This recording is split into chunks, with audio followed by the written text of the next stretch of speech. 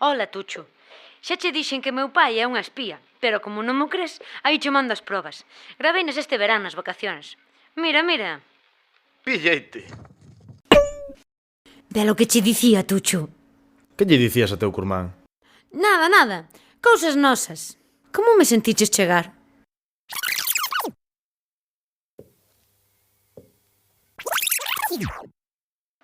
Cousas miñas.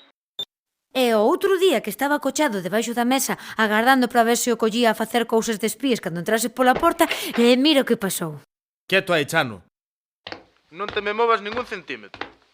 Flipante. Vale, xa se pode mover a xente 0,5. A xente 0,5. E chiscoume un ollo cando mo dixo. Seguro que ten un aparello de visión ultra pormenorizada. Mira a tua nai, Chano. Queres saber o que di? Si, a que máis? Tradúzocho. Na cámara do Chano. Que non se desapega dela nin para atrás, todo o día dalle que dalle. Mira. Vela aí están, na fiestra. E que tal o Tucho, de rada afeccionado? Que dous, mima, que dous.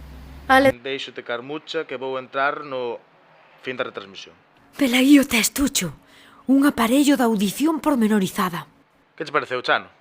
Que lle botas moita película, papá. Pensas que son parvo ou? Inventa a conversa e faz que as palabras cadren cos beizos, como nas pelis de animación. Ademais, sabedes con quen estiven a falar? Que te a ti Carmucha? Elo, como sabedes? Elo como sabemos, Pensa un pouco, Tuchiño, que meu pai eche unha espía, pero que moi grande. E non se che ocorra contárllelo. Chano! E isto non é nada. A meu pai, por exemplo, non hai que non gane con palabras. El di que só hai que abstraerse do que di a xente e fixarse en como se move. Que iso se chama linguaxe corporal e que case sempre di a verdade. Porque unha espía nunca se pode fiar do que lle digan. Por iso é que han de facer iso de abstraerse, porque é un as. Pero a proba definitiva tivena no Outronte ao volver das vacacións. É outra linguaxe corporal que el sabe. Pa, que é iso que faz cas mans cando falas co teu amigo o tono? Eche un código secreto. Unha linguaxe cifrada de signos. Biches! Podesma aprender? Si, atende.